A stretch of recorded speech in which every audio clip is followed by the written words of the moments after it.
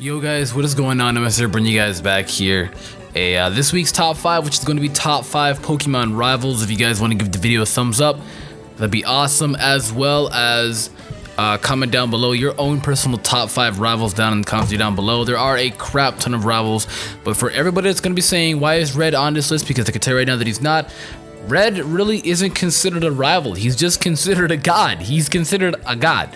So yeah, that's my own opinion. If you guys disagree, please no hate comments, because these videos aren't made for hate comments. They're just here to spark up convos, you know? So please leave your own in the comments down below, and let's begin. So number 5 on this list is going to be Wally.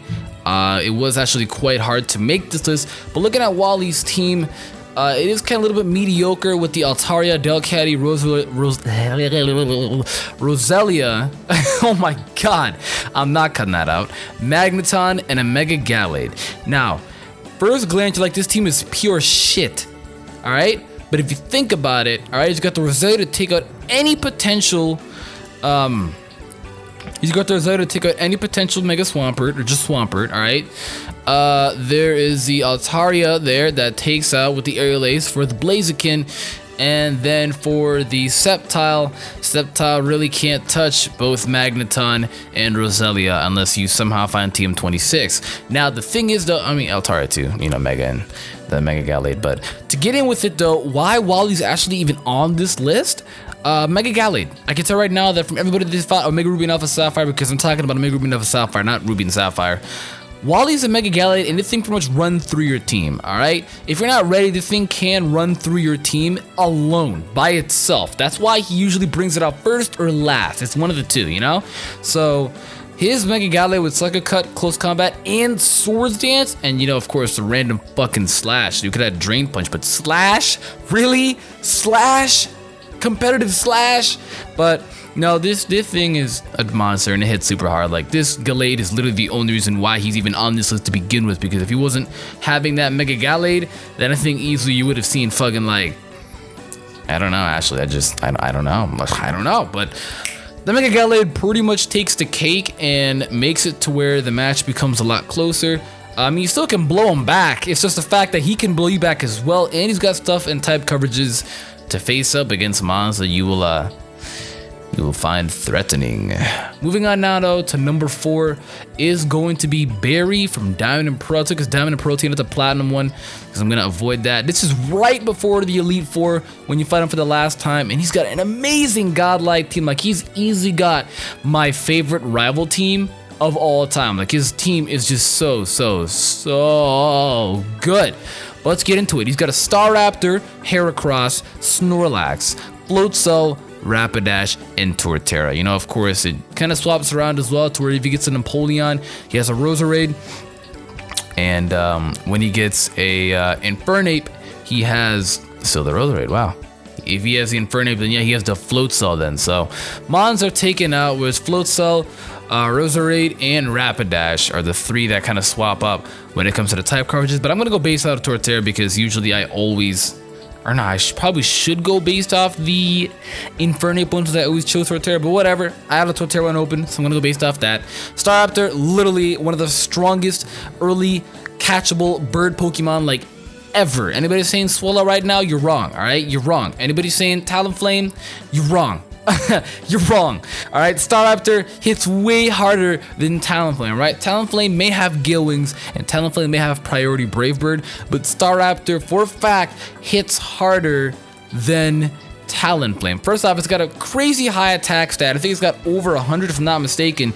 Not to mention as well as I just think personally that it is the best, you know, early catchable bird Pokemon you can get like in any Pokemon game, just from how, like, why does he hit so hard? I don't understand why he hits so hard, you know, but he does, and Staraptor's just out here doing what he can do. I'm just looking it up here quick. He's got a base attack stat of 120. Ladies and gentlemen, 120, Jesus Christ. Whereas Talonflame, yes, we're doing this live. Talonflame has a base attack stat of 81.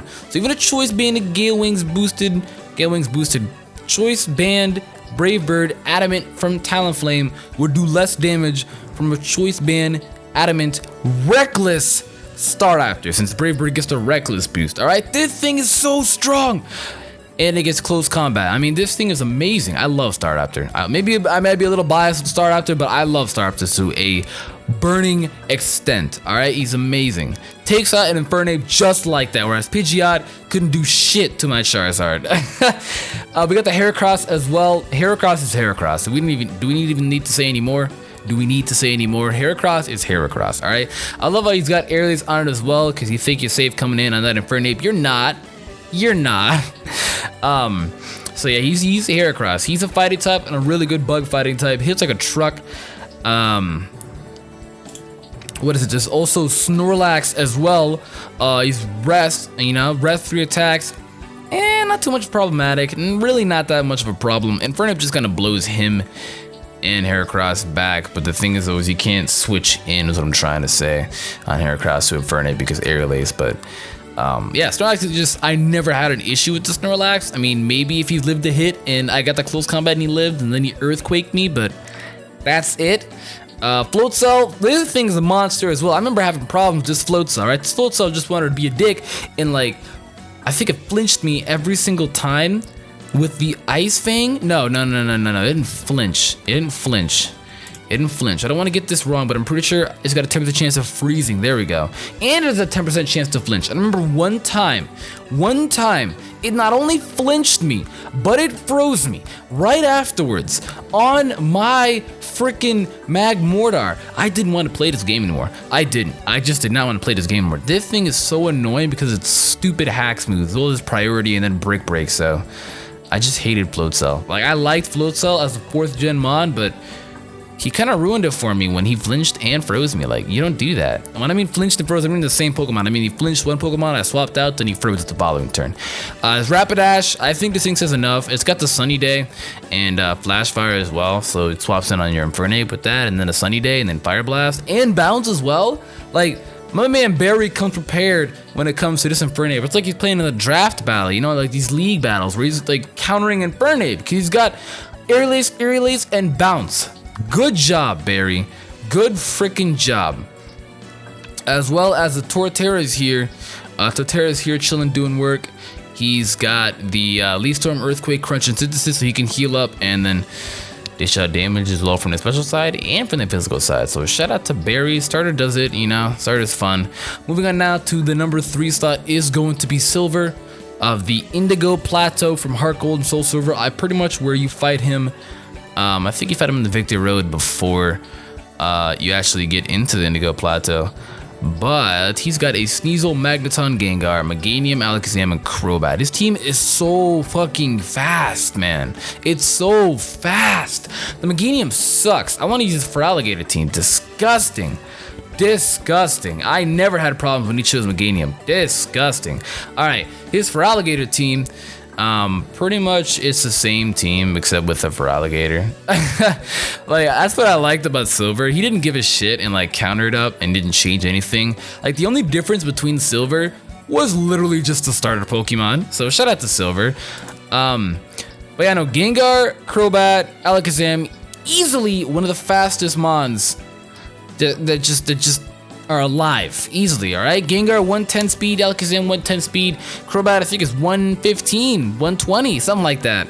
So they're really fast as well. It seems to be 115. Magneton is decent as well. I think he's base 75 speed, and Feraligatr is 80. So pretty much everything is fast, or at least somewhat neutral, like the Gator and Magneton. But they hit hard. Magneton can slow everything down with Thunder Wave as well. Sneasel's just there to hit like a fucking truck and never miss, even when you go for the double team. Because I tried to double team on my Gengar as a boy, and as a wee boy before I was into Pokemon competitive battling.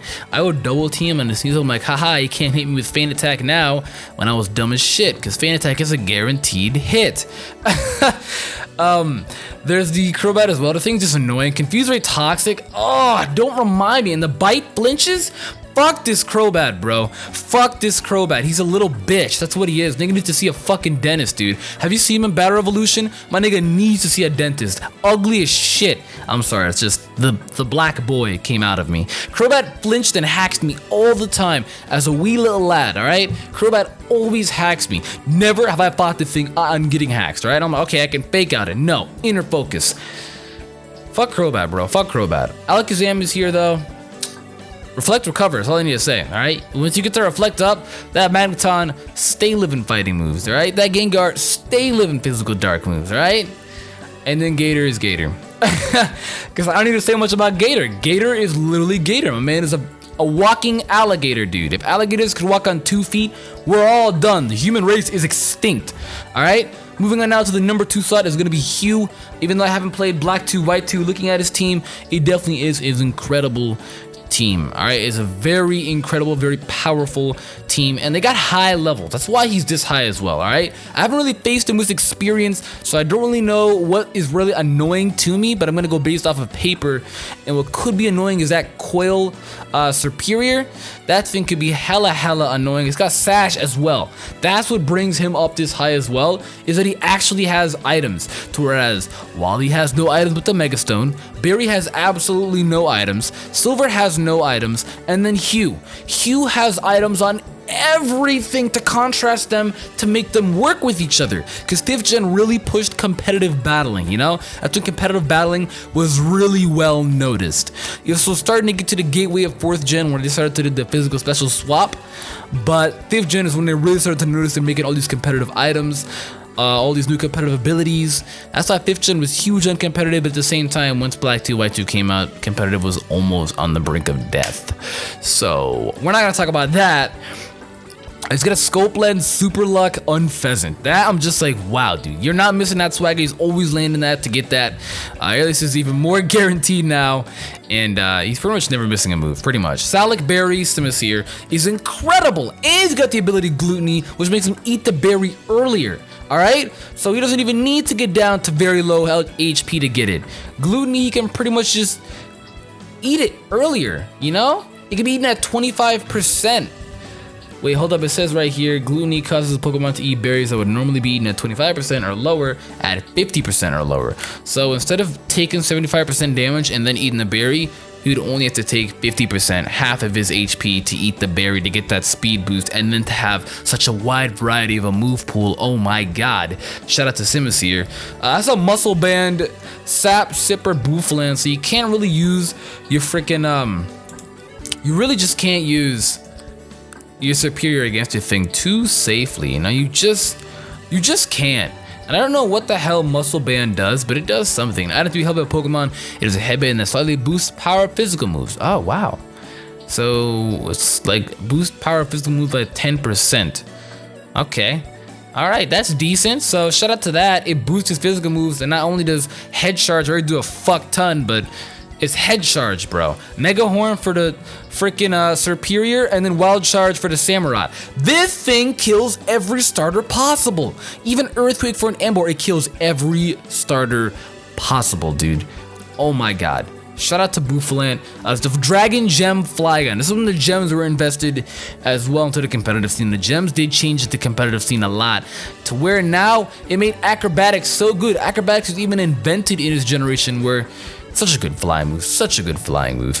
But Earthquake, Fire Blast, Draco, Stone Edge, that actually sounds like a legitimately competitive Flygon. Maybe take out Draco for Outrage or Dragon Claw, because I know that's actually kind of standard, and then maybe take out Stone Edge for U-Turn, but honestly, he's got an almost standard Flygon here, you know? So, shout out to you, Hugh, and not to mention high levels all around across the board. Dragon Gem boosted Draco, so all he needs to do is land one Draco. Alright, and he's pretty much safe. Like, no one's switching in on Draco. Absolutely nobody. He's got the Electros as well with leftovers. Look at that. Wild Charge, Flamethrower, Crunch, and Dragon Claw. So even your Hydreigon isn't even safe with the Dragon Claw. And I'm not talking about actual competitive smoke. I'm talking about like in-game Pokemon that you would run. That's why I'm saying Hydreigon's not safe on Dragon Claw Electros, you know? So that's gonna hurt a lot. And man, you've got the leftovers, constant recovery even after the Wild Charge recoil, you know? And then, of course, is Coil Superior, which is scary because if you want to set up your Dragon Tails without, Leaf Blade for physical with the Coil boost, and Leaf Storm just says enough, you know? Oh my god, Sash. The thing just lives, it can get any hit off. The thing just doesn't care. Oh my god. Well, And then number 1, I think we already know who it was. It is going to be Blue or Gary, whichever you want to call it, but I'm going to call it Blue because it's called Blue. From the Indigo Plateau, the champion, all right? And we were discussing about the top 5 champions last week, which if you haven't checked out that video, go check it out. But pretty much he says enough. All right, I chose this Venusaur team because it is the best team. Gyarados is much better than Blastoise. It's my own opinion. I apologize about that. And Venusaur is better than Executor. All right, so that's why I chose that. And then Charizard, come on, bro. I'm sorry, Charizard fans, but literally rock throw. But no, Pidgeot, if we already spoke about it last time, Feather Dance lowers your attack, Whirlwind to get out any sweeper. Future Sight, just in case if you want to sweep again at the same time. They're pretty much canceling out sweeps, you know? Recover and Reflect, again, they cancel out sweeps. All right, if you guys didn't notice, that's why you always see them running this weird stuff, because they cancel out sweeps, all right?